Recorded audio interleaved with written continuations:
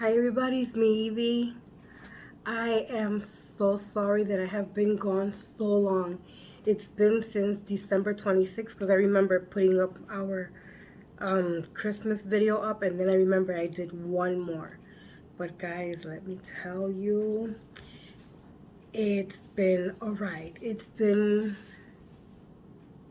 rough. It's just been rough. I have been sick since December 31st, New Year's.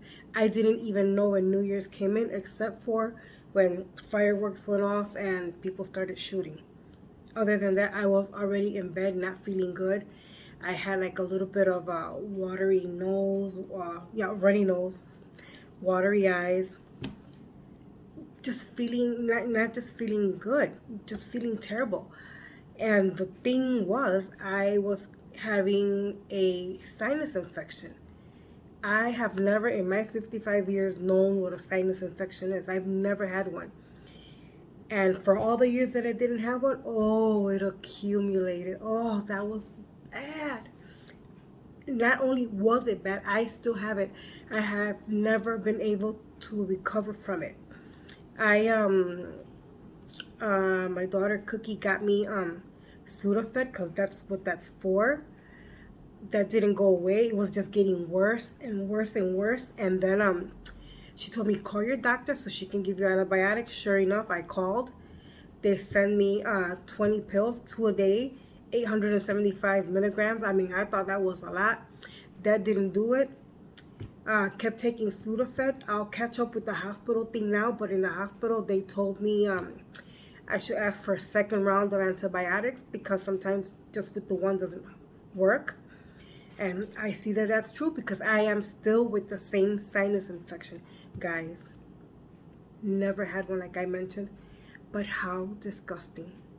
How disgusting. I had no idea or have no idea, and this is going to be too much information, but I had no idea how much mucus, so much crap, so much disgusting filth comes out of us. Oh my God. I was telling Lisi and Gabby, I have never been more disgusted by the human body than now. And that's saying something because we actually, poop. But this to me is more disgusting than that. It is so gross. And if you hear me sniffle throughout this video, just know that I am still sick. So yeah, that was that. Like I said, since December 31st, all the way through, still on it. And then to top it off, January 11th. Okay, so to top it off, let's say around January 7th, I started to feel like a little weak. I didn't have any other symptoms. I'm just feeling a little weak. And then all of a sudden, like I wanted to stretch, and I like took in a deep breath. Wow, that's when I learned I had COVID. Because as soon as I did that deep breath, my lungs were killing me. I was in pain. My lungs hurt, and that's never happened. Now, not even when I have asthma, they just get like really heavy or hard to breathe in, taking some air. But this was pain. It was ridiculous. And on top of that, the COVID had my nose on fire, guys.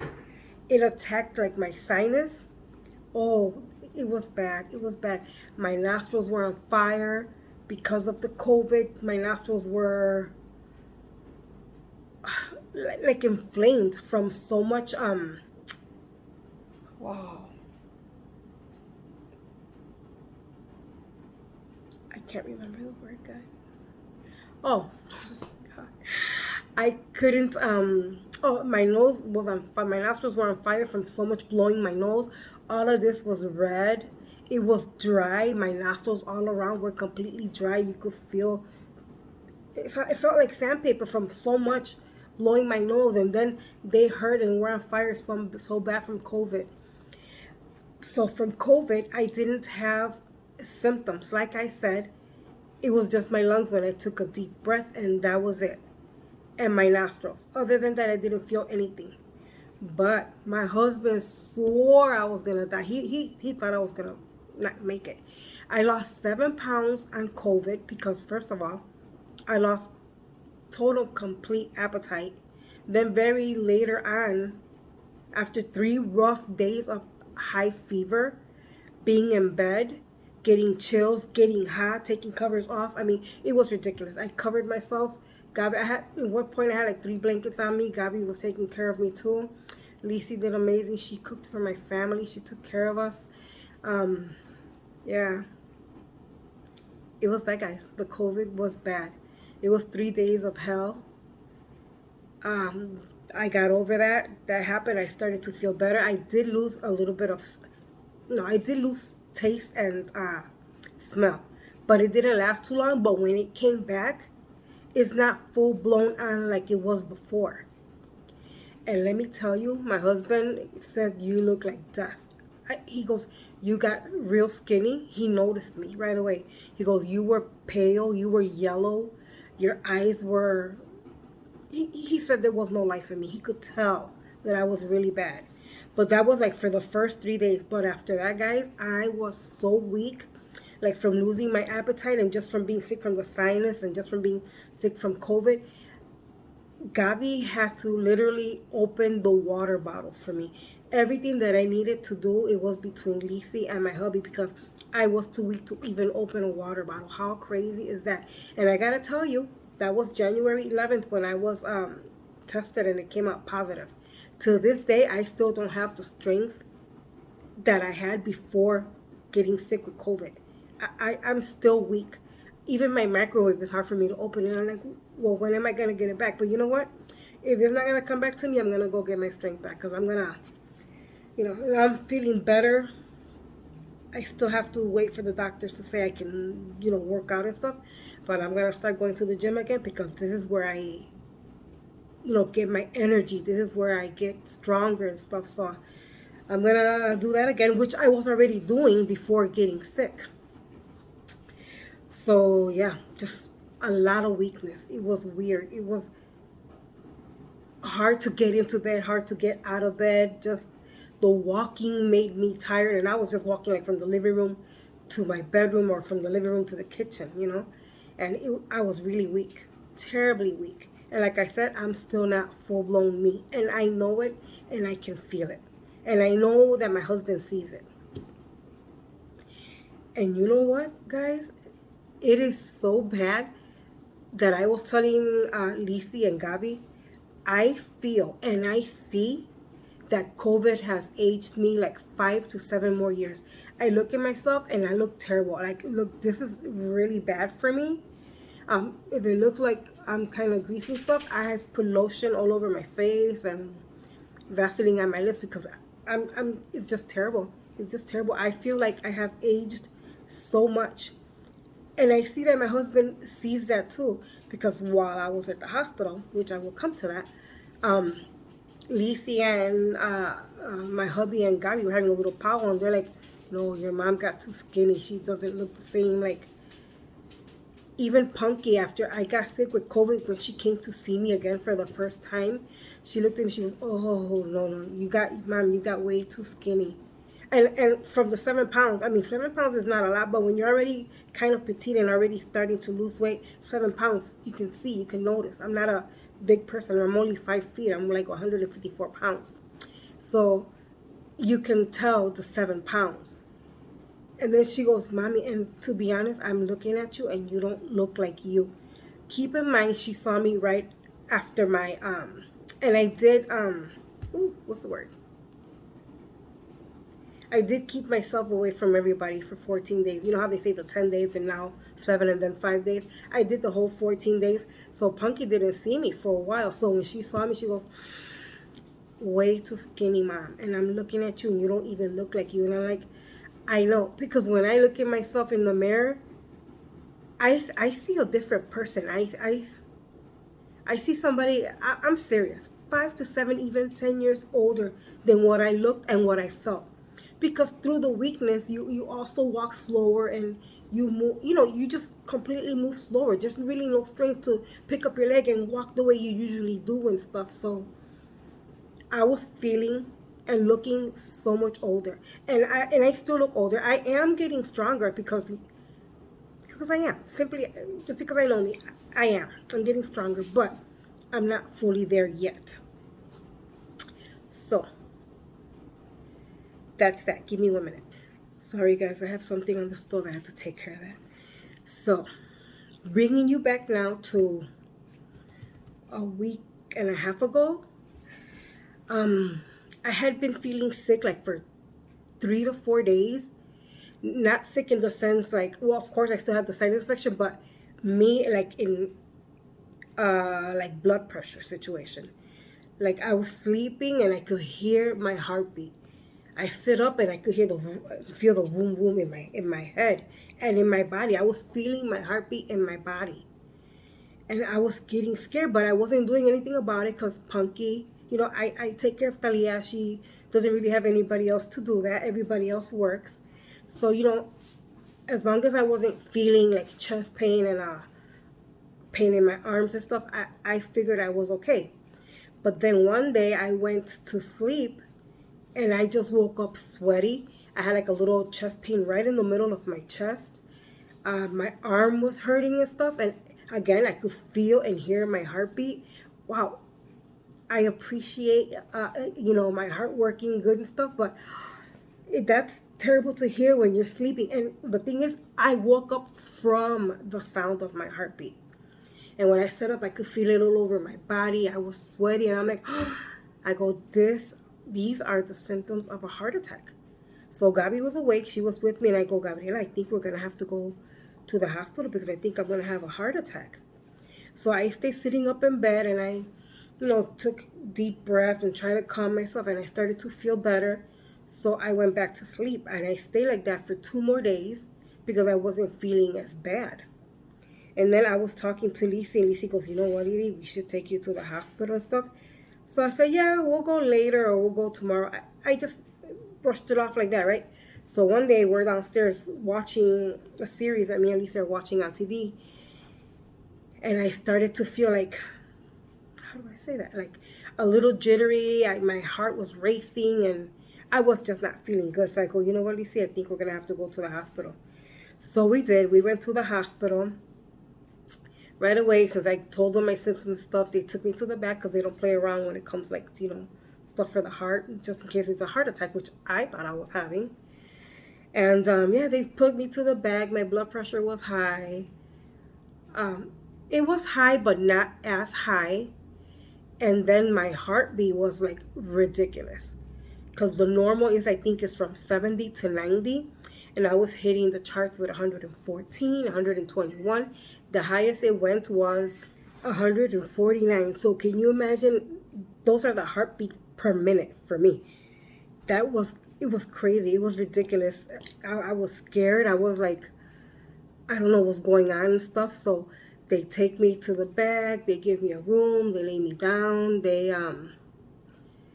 They gave me some pills. I don't know if any of you guys know, but I am diabetic and my sugars are not controlled and they were really high. So they were giving me insulin. I mean, they took great care of me. They did the mostest. They were amazing. And this is in St. Luke's Hospital. And yeah, so they're working with me. They're doing, God, you can never get a good rest in a hospital because it's like every hour and a half to 2 hours they were in, and these people do not open doors. They slam everything. It's like, oh my God. And that's even scary when you're trying to sleep and all of a sudden they wake you up like that. I mean, if you're having heart problems, that is not the thing to do. So yeah, but let me see what else. Oh, so the next day, they had an appointment set up for me they did a stress test on me. I don't know if anybody knows, but you're on a treadmill, you're in an incline, you're walking, and every 3 minutes go faster, faster, faster. The very last one, my target rate that they wanted to hit was 140. They didn't think I was gonna make the whole go through the whole 9 minutes of it. I did. I surpassed it. I went to 154. And after you stop the treadmill, you have to jump in bed real quick because they need to take pictures of your heart with that really fast heartbeat. So they did that. We waited for hours for the results. The results were not good because they say that it was abnormal. So I called the hubby and Lisi and Gabi, and we started talking. I told them the results for that.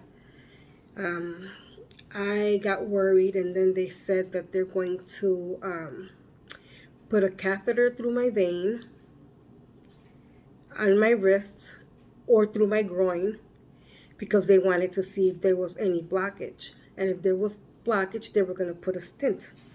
So what they did was, or what they tried to do, oh, this is why I have this, and I had a big bandage, but now I have a small one, and I have to have my hand in this position. And I get why I'm like, why such a little hole? I have to put, I get it, because if I put my hand down in a certain position, I mean, they did put a catheter through there, so your vein is kind of, what am I trying to say? It's just hurt and bruised, you know? So it makes sense to hold it like this. It feels better because when I take it off to rest my hand a little bit, it kind of does hurt. But they try to go in through my vein here. Like I said, I'm only 5 feet. I am a petite person, so um, they had to. Let me show you. Is that little hole? But you can tell where they're trying to put the catheter to go through. My veins are too small, so they did go through the groin area, and they wanted to check. You know, they put the catheter there. They ran a wire or cable all the way into my heart. They injected ink into it to see if I had blockage or if anything else was wrong with my heart, the valves, and all that stuff. And yeah, then the results came in, and guess what? God is good. God is good and faithful because my heart was perfect, no blockage, and the abnormality that was there wasn't there anymore. So I have a good, strong heart. So I'm happy for that, and I praise God for that. Yeah, so like I said, they didn't find any blockage, they didn't find anything, so everything was perfect. So now we come down to my sugars. My sugars when I went to the hospital were the sugars were 447. Now today they're 166, and you know they keep going lower and is more controlled. And the thing is, the medication that I was on, it's like an insulin, and there I was injecting it only once at night, and depending on how high your sugars is depending on the dosage that you're supposed to inject. But for my case, they told me, oh, just do 15, and that was not the right dosage for me. So they controlled my sugars there. They gave me the insulin pen that I need, and they just took care of me completely. And now I feel better. My heart rate is, oh, like I said, or like I forgot to mention, my blood pressure was never the issue.